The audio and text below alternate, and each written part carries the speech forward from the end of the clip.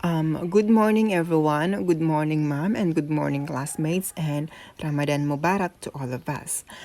So, in this video, I will discuss a specific topic here in the chapter 4, which is the chapter 4 is with the title Evaluating the Curriculum. So, the chapter 4 is all about how to evaluate the curriculum. So before anything else, let me introduce myself. I am Georgie Macapagal, B.Ed 3B, and I am the first presenter or reporter in this chapter. So here, in this chapter, we have also the module number 5 or module 5, which is all about curriculum evaluation and the teacher. So here, meron tayong content. So ito yung mga content na ito yung mga i-discuss ko sa video na ito. So first, we have the lesson 5.1. In this chapter, meron tayong tatlong lesson, which is yung unang lesson is aking i-discuss together with my partner. So the lesson 5.1 is all about what, why, and how to evaluate a curriculum. So number 2, we have the 2 ways of looking at curriculum evaluation, and 3, we have the curriculum evaluation, a process and a tool. Next one is we have reasons for curriculum evaluations. So meron mga reasons why we need to evaluate a curriculum. So matatakil ko din yan mamaya in this video. So 5 is Bradley Effectiveness Model. 6 is Tyler Objectives Centered Model. And the last is Daniel Staffenbeam's CIPP Model, which is ang CIPP dito ay ito yung Content, Input, Process, and Product Model ni Daniel. So here we have the module overview. This module is all about curriculum evaluation in the context of its definition and the role of the teacher as an evaluator. So yun nga, obviously sa title pa lang ng chapter na ito ay patungkol na ito sa curriculum evaluation on how we or how the experts evaluate the curriculum and the teacher as an evaluator. Curriculum evaluation is a component of curriculum development that responds to public accountability. It looks into educational reforms of innovations that happen in the teacher's classroom, the school, district, division, or the whole educational system as well. So, ang curriculum evaluation, it is essential because through this, the curricularies or the mga experts discover whether a curriculum is fulfilling its purpose or achieving its objectives. So, it is also through curriculum evaluation, it is also measure if students are actually learning or not. So, if not, might be an action para maging well developed ang isang curriculum. Let us all remember that the curriculum or ang pieces of evidence of this evaluation is the main purpose of this is to improve and not to prove. So pag meron sila makitang hindi maganda sa curriculum, then they need to do an action para maging well-developed ang curriculum na yun para for the betterment of the beneficiary of those curriculum. So curriculum evaluation is premised on the concept of alignment of planned, written, and implemented curriculum. It is an attempt to answer 2 big questions as, do planned courses, programs, activities as written and implemented produce desired outcomes? Yeah. So, if yes, then the curriculum must be well developed. Walang problema sa curriculum. But if not, then actions need to be done. And the second one is how can this school curricula be improved? So here, ito yung pinakauna or first lessons sa module na ito or sa chapter na ito rather, which is about what, why, and how to evaluate a curriculum. But first, let me give to you the desired learning outcomes, which are objective number 1, acquire clear understanding of what curriculum evaluation is, and explain the need to evaluate the curriculum and how it's being done. The last one we have is expand knowledge about different curriculum evaluation models. Here we have two ways of looking at curriculum evaluation. First is curriculum program evaluation, refers to overall aspect of a curriculum as a subject, degree, program, curriculum reform, program, and the like. So dito sa first one is we see the curriculum, or we evaluate the curriculum as the overall aspect, or it focuses on the overall aspect of curriculum. For example, if you are going to evaluate a curriculum, or how is the K-12 program curriculum doing at the moment? Another is how mother tongue based multilingual education working at the moment. So ang mother tongue ba is effective or not? So ang example na yun is an overall example. It's about the inter-program, or it's meaning maraming process, or hindi siya matatapos lang, or makikita lang sa isang paper and pencil test. So meaning maraming process because you have to evaluate the curriculum in an overall aspect. The second one is components of a curriculum program. This will cover separate evaluation for curriculum components such as achieved learning outcomes, teaching learning process, instructional materials, assessment of the learning outcomes. So yung sa una, overall aspect, while sa pangalawa is separate curriculum component sa component. So speaking of the components, it covers separate evaluation for our curriculum components. Ang ginagawa, for example, ang ginagawa sa classroom, you are testing whether the learners are successfully achieving the curriculum or not, or whether they learn the lessons or not. We are evaluating a process such as the delivery, effective or not, which is the teachers are effective ba sa kanilang pag-deliver ng lesson or not.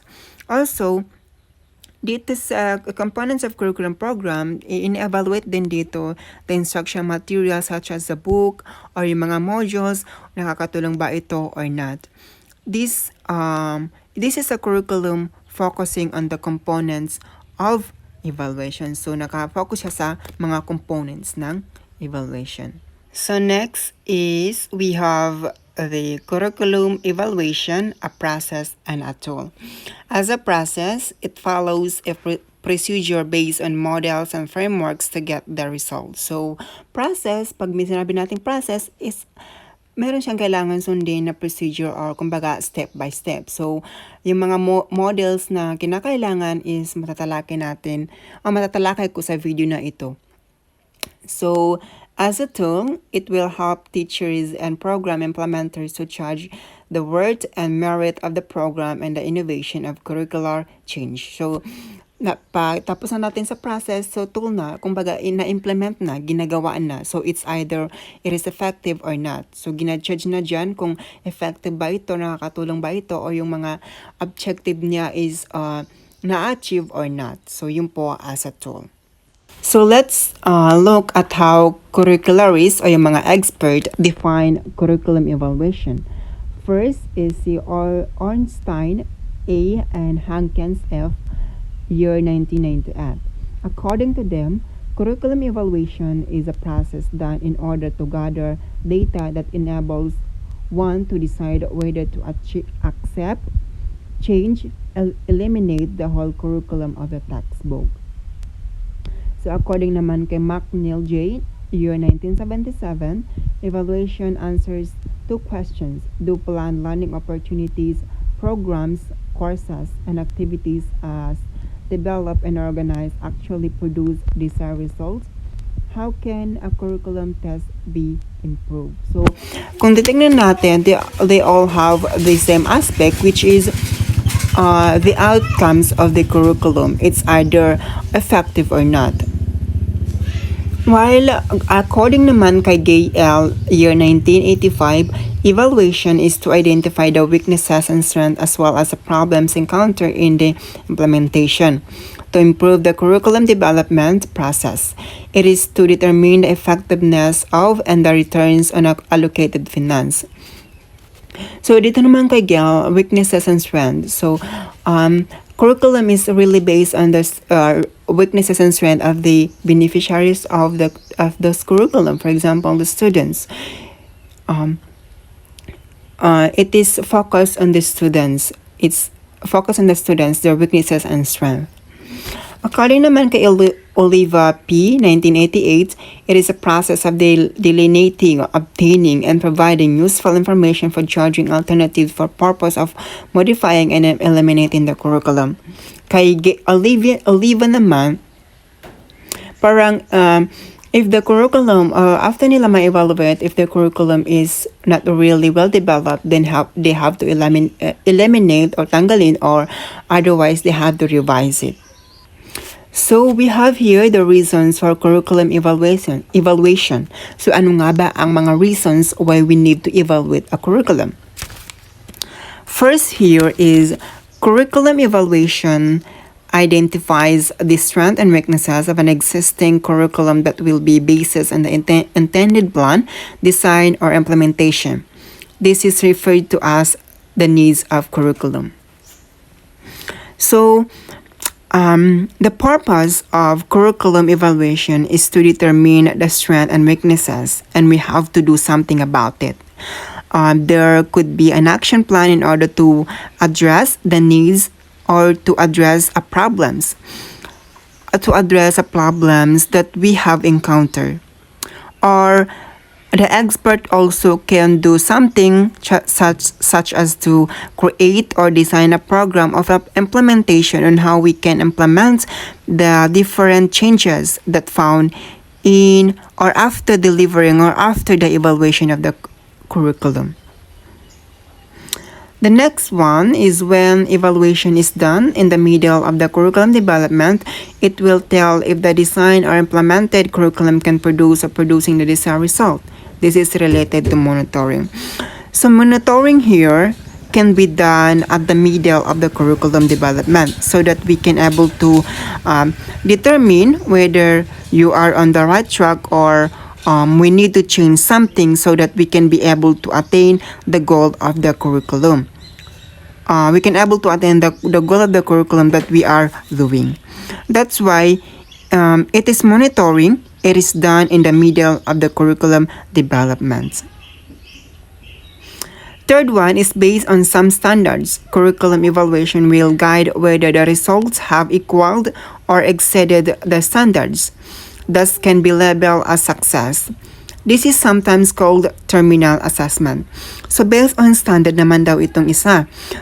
We have different standards and these standards should be followed, of course, when it comes to evaluating the curriculum. So the curriculum evaluation will guide whether the results have equaled or exhibit the standards.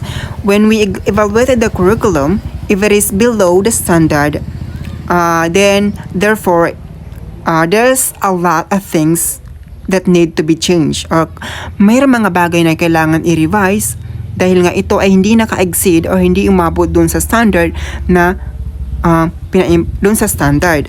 However, if it is equaled or same as a standard or exhibit standard, therefore we can say that it is a well-developed curriculum. There is a success in the curriculum implementation during the curriculum evaluation. And the next one is curriculum evaluation provides information necessary for teachers, schools, managers, curriculum specialists for policy recommendation that will enhance achieve learning outcomes. This is basis of decision making. So just think about the situation that we have before the K-12 curriculum. Just imagine the kind of evaluation that these experts have done so that they can be able to arrive to the current curriculum that we have, which is the K-12 curriculum. Based on their findings, the K-12 curriculum was created. So remember that changes the curriculum are based on the needs of the community, based on the needs of those who will be using the curriculum or those who is beneficiary of the curriculum. So since based on the research or investigation and the evaluation that this expert them that they say that we need a new curriculum, so they implement the K-12 curriculum. That's why the K-12 curriculum implemented. And hindi natin pwedeng sabihin na we can't just say that we can just say that I need to implement this curriculum, or kailangan ko itong implement, or I want to implement this curriculum. Kinakailangan na merong supported by law dictating that this curriculum should be followed. For example, sa K-12 curriculum, meron siyang law, if I'm not mistaken, the law ng K-12 curriculum is RA or Republic Act number 115 or 11053, if I'm not mistaken. The next one is we have the curriculum evaluation models. So these models are the different curriculum evaluation models. These are the models that we can use as a pattern in order to evaluate the curriculum. This may be applicable to some curriculum, may also applicable to some, but this cannot be applied. Let's say one model cannot be applied in entire curriculum. So there's only some that we can be used in evaluation. So first we have the Bradley's effectiveness models for curriculum development indicators. So meron tayong ditong mga indicators and the descriptive questions and yes or no answered. So ang gagawin naman po dito, if any of the indicators is answered with no, actions should be made to make it yes. For example, this is a vertical curriculum continuity. The questions here, does the curriculum reflect the format that enables teachers quickly access what is being taught in the year levels below or above the current curriculum? So if the answer in these questions is no, then action should be made to make it yes. So kailangan it might be some revision that needs to make it yes. So if it otherwise, if it yes naman, so automatically that curriculum is well developed curriculum.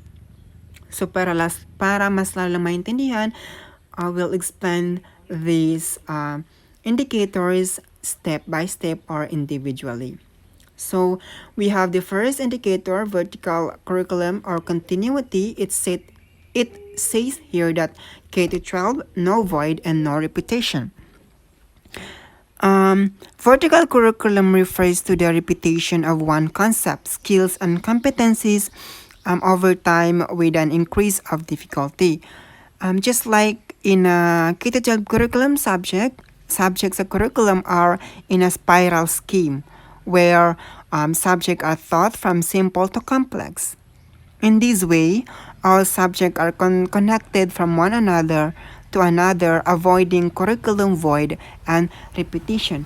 Kasi nangyayari itong curriculum void and repetition pag, halimbawa, the teacher taught the same competencies and skills at the same lectures or levels of lessons.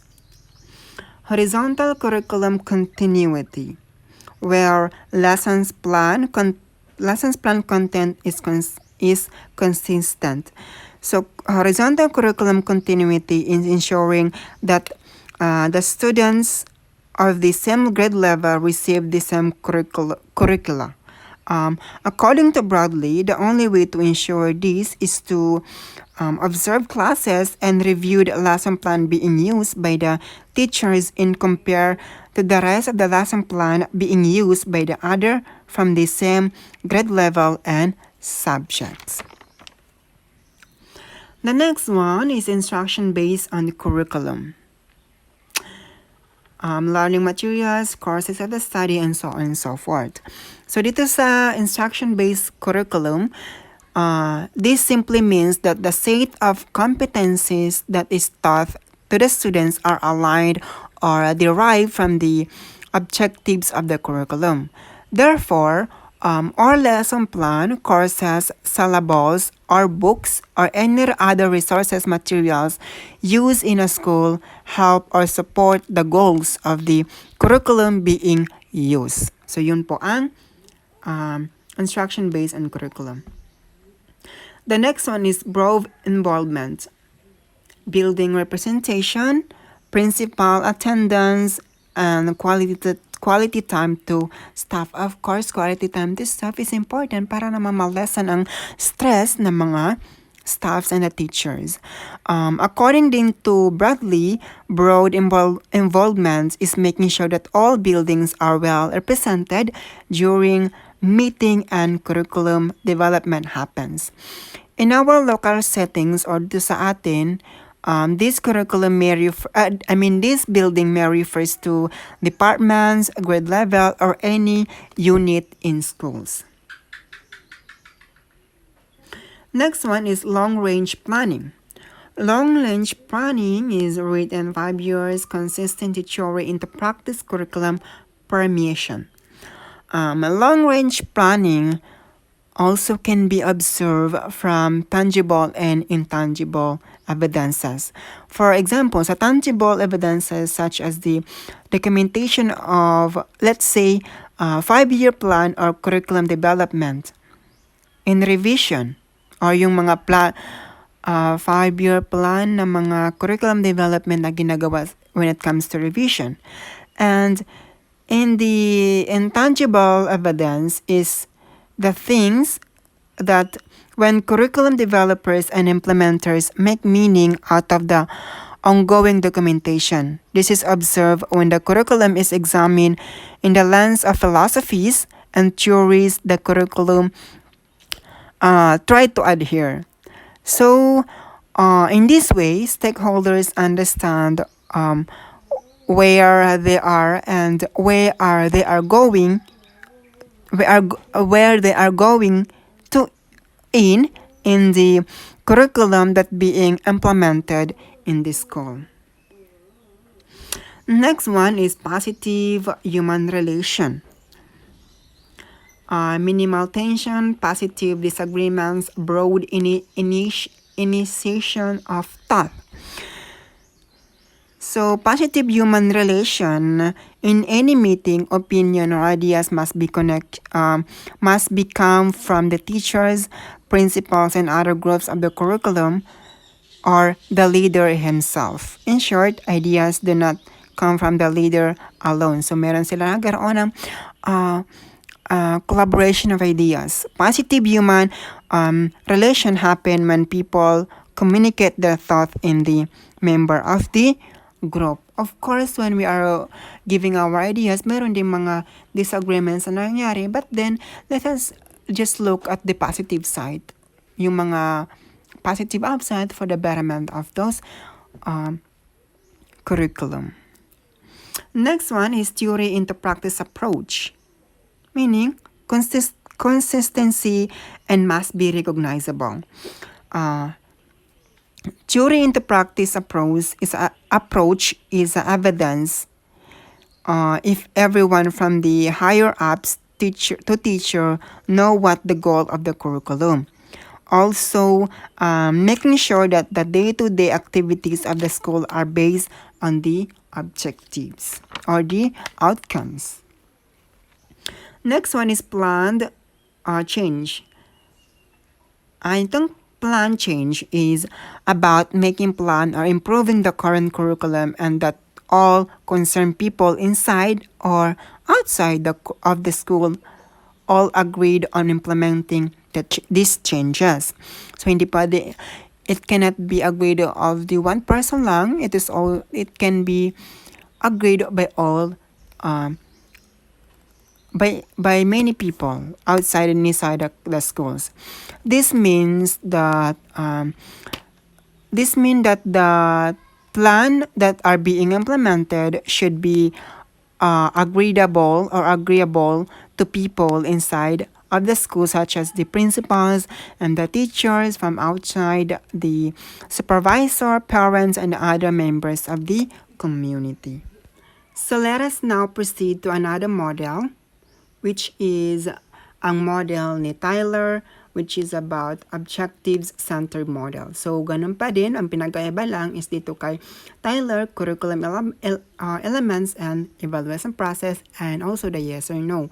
If the answer in this column is no, then action should be made para maging yes. For instance, this is number 1, objectives, intended learning outcomes, and the evaluation process is the predetermined intended learning outcomes or objectives. If the answer in this question or in this evaluation process is no, then action should be made to make it yes. Then if it yes, then it is well developed or better curriculum. Let me emphasize to you the Tyler Objectives-Centered Model. So, ang Tyler Objectives-Centered Model begins by defining the objectives of the learning experiences. These objectives must have relevancy to the field of the study and the overall curriculum. Also, Tyler model obtain the curriculum objectives from 3 resources. So, merong 3 resources itong kay Tyler, which is the students, of course, mahalaga ang student. It is very necessary for the curriculum, the society, and the subject matter. Also, Tyler made a mode or procedure how curriculum evaluation is done. And the first one is to determine. So, dito sa determine the student's needs, or otherwise it will also be called objectives. So, of course, determine the needs or the objectives that need to be achieved if ang goals ba or educational goals ay na-achieve. The second one is identify develop learning experiences. Dito sa develop learning experiences, it answers the questions how learning experiences be selected, which are likely to be likely to be useful to attaining this objective. So yun po ang identify or identifying. Next is organize or organizing. Determine the experience relevancy. Dito naman sa organize, it also answered the question, how can learning experiences be organized for effective instruction? So, dapat yung mga learning experience ng mga bata is organized. We cannot consider to start in the most hardest one down to the most simplest. It might be simple to complex. The next one is evaluate. The last process, also evaluating. Evaluate is to assess the objectives. It is if the objectives is not attained or the learners are successfully attaining the objectives or not. Next one and the last one for my discussion is all about the Daniels-Staffelbeam's context input process product model or CIPP. So itong kay Daniel naman is merong 4 model. Kung makikita natin dito, itong core. Inside the core, we have the goals, plans, actions, and outcomes. So dito sa first is the context, context evaluation. So context evaluation, it says here the goals. So the context evaluation is, this pertains to the overall goals or mission. It is also answer the question, what needs to be done. Sa stage na to, pinag-uusapan sino ang beneficiary, ano ang mga needs, resources na gagamitin, problems and background, at the same time, the environment. Yun po ay mapag-usapan or kabilang dito sa context. The next one is the input evaluation. So ito naman sa input evaluation, it pertains to the plan and it asks the questions how it should be done. Kung kanina doon sa context evaluation, what needs to be done, dito naman sa input, how it should be done. Dito sa input, inaalam dito kung sino yung mga stakeholders, strategies na gagamitin, also yung mga finances of budget allocation, yung mga coverage, and gaano kalawak ang sakop ng program. So dito po yun sa lahat sa input na pinag-usapan about plans. The next one is process evaluation, which is all about or pertains to the action. Dito sa process, dito yung mga activities and components. It also asks the questions it is being done. Sa stage na ito, ginagawa ang mga implementation, monitoring, and feedback. So, mahalaga itong mga implementation, monitoring, and feedback sa process evaluation. And the last one is product evaluation. Dito naman sa product evaluation, this is the outcomes of the objectives. It asks the question, it is succeeding or it is successful ba or not. Sa stage na to, inaalam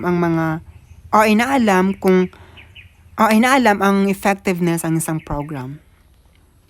So that's all for my video report. I hope na naintindihan nyo, and the next model will be discussed by my groupmate. So thank you for listening.